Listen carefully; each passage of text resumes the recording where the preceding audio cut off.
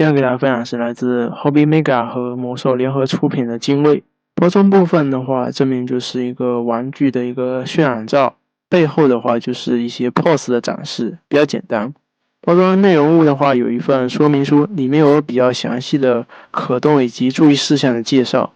建议把玩前的话可以仔细阅读一下。内容物主要分为2层，整体的保护措施还是比较到位的，也是延续魔兽一贯的风格吧。然后开盒之后需要自备2节 AGE 的纽扣电池，在头部的话是有发光机构的。点燃方式的话是自带里面有个磁铁，触碰头部的话就可以点亮。总共有2种模式吧，一种是常亮，一种是呼吸灯模式。然后再按一下就是关闭。除此之外，翅膀部分的这些小羽毛的部分也需要在开盒之后自己进行一个组装。然后组装时候需要注意的是，这边的倒角部分都是比较尖锐的，所以说安装过程中还是需要注意一下，避免刺伤手部。整体高度差不多是在22厘米左右，是比之前先祖效应的产品是要矮不少的。然后这次的造型算是一种比较瘦弱的一个感觉吧，然后头身比的话也是比较夸张，感觉有10头身的这样的一个身材比例吧。整体采用一个蓝白配色的一个方案，算是比较讨巧的一个配色方案了。然后身上有一些用浅灰和蓝色金属蓝进行一个点缀，在肩甲和手甲部分都是采用这种比较尖锐化的处理，感觉第一次在魔兽产品上见到这种设计吧。我个人觉得这个造型算是中规中矩吧，诟病比较大可能是这个头雕，但实物我看的话还算是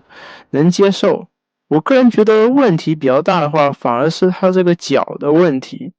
整体的话，重心是偏后的情况下，它后脚跟设计的是比较小，所以自立性的话是比较一般的，需要调整后才能站得比较稳。头部的话，抬头的幅度是比较小一些的，低头幅度倒是很大，然后脖子配合脑袋根部的关节有一定的左右侧摆幅度。然后肩胛的话有前后的开合角度，手臂360度旋转，整体的阻尼感还是比较 OK 的。然后手臂的话有前后的活动性，侧台的话会被它整体的造型所干涉到，可以超过一点点的90度吧。然后肱二头肌有可动性，手臂前方的话提供一段平转关节，这样手肘双段的可动性是可以超过90度的。然后手背甲的这块装甲也有独立的可动性，胸上方的话提供左右的摆动，然后下方的腰部的话有平转关节，然后向前的话有双段的可动性，有一点点的龙虾腰的造型吧，算是魔兽的传统异能了。前颈甲这边给了2段的关节，这样的话上抬角度还是比较大的，然后裆部这个关节可以抬起，侧裙甲也是有向上翻动的可动性，后裙甲也是一样。这样的话它前后的活动性基本上就没有什么遮挡了。前踢的话是可以轻松的超过90度，后踢的话也有不错的可动性，然后侧踢的话是差不多到90度这样的可动性。然后腿部这边的平转关节的话它是有限位的，这里把玩时候需要注意一下，不要大力出奇迹了。这边的关节是有限位设计的，膝盖这边的话是有设计联动的关节，差不多可以贴平脚背，整体可动性还是比较大的。这是全身为数不多用上联动的地方了，整体效果还算比较 OK。后边这块装甲有一定的可动性，脚部的话左右两边这个装甲有轻微的避让，然后脚掌的左右接地非常紧，整体的接地性是比较小一些的，包括它的脚尖的可动性也是比较小一些，只有一定的上抬幅度。然后翅膀部分就也简单演示它的可动性，算是比较多段的关节，但是上下翅膀的话会有一定的干涉吧，它需要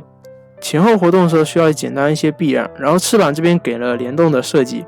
翅膀上抬之后会带动下方的这些羽毛一样的细节跟着活动，小羽毛也可以有简单的独立活动性。下面这个小翅膀也是有一样的联动设计，推进器部分也有一定的可动性。